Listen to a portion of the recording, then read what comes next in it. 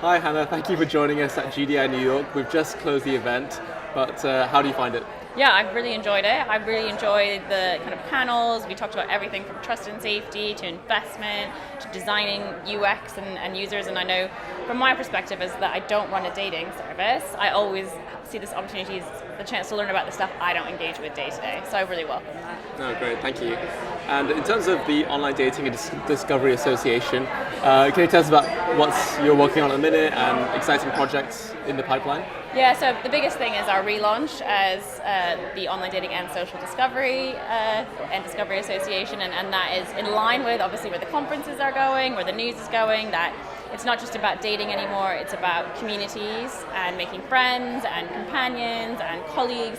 And we want to make sure that we encompass all of that at the association. And I think the important thing that, same as you see, that sets us apart from social media is it's still about making those connections to individuals, whether that's a group of people, whether that's a one-on-one connection we're facilitating, that move to an in real life or a kind of direct relationship, not about kind of content and pushing that out. So I think that's why we see this as one association. So I think this next year is going to be all about incorporating social discovery. I think that we need to keep explaining what that means to our external stakeholders, and then we'll keep doing what we always do. We'll have new legislation, we'll have new regulation. We need to think about, we talked about the AI Act in Europe today. We're seeing the implementation of safety regulations. What's that going to mean for these different size companies and services? So we'll keep abreast of legislation and policy making and what that means for the media narrative. So yeah, unpredictable, but what we'll keep doing at the association.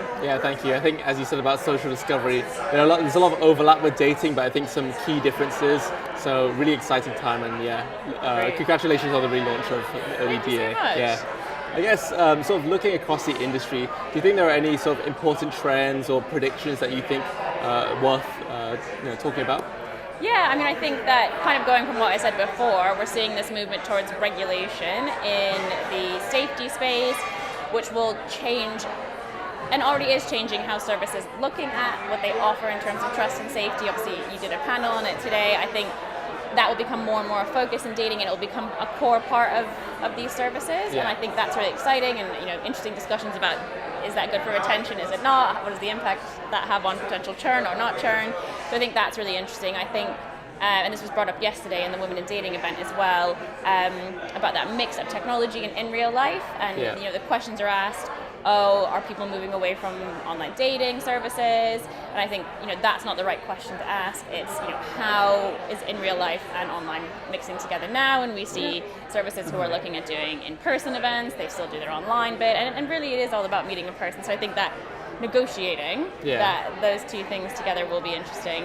And of course, communities and social discovery and how that works in dating and friendship. I think, are people comfortable with making friends online? Is that changing? We saw 15 years ago, you're talking about online dating would be a very different reaction to now. Will it be the same for social discovery? Will meeting friends, meeting communities be online become the norm? Yeah. And then what does that mean again for that in real life negotiation? Yeah, it feels like there's the dating industry is at kind of really important crossroads at the minute, where we need to decide about certain things like IRL, like social discovery, all these important other external things kind of have to be considered and focused on for the future. So definitely, yeah. Thank you. And you'll be at the forefront with the new developments. Trying our best. Yeah. So finally, AI is a topic I'm sure you've been asked about a lot. So do you see it as more of a wonder or more of a worry for the industry? I mean, it's a great question. I think overall, not just in the dating industry, it's a wonder. I think that there's so many opportunities to do things with AI that will improve our lives. Things we aren't talking about today necessarily, but healthcare, sustainability. I think there's great opportunities there, and we shouldn't be scared. Yeah. I know there's a lot of talk about skills in the workforce, and will AI replace skills? And I think it's important to have that discussion about how it can enhance skills and whether it takes away some roles, but delivers new ones that are maybe higher skilled and more rewarding. I think there's a lot there in the wider context. Yeah. I think in dating, obviously I did a panel on this today. I think there's wonder and worry. It's a lot of talking about the trade-offs of if you incorporate AI, and specifically generative AI, in your dating experience, your social discovery experience, how does that then have an impact on people using it for harm? And what is again, using that word a lot today, but like the negotiations between the good and the bad. Yeah. I think in the kind of moderation space, there's a lot of opportunity with AI, especially when you think about the health and well-being of moderators, for instance. Can we help their jobs be easier by not having to be faced with a certain level of harm? So I think exciting, but like tempered by let's worry in the right way. No, definitely. I think with AI, it can address a lot of the like menial tasks and the difficult tasks that humans do.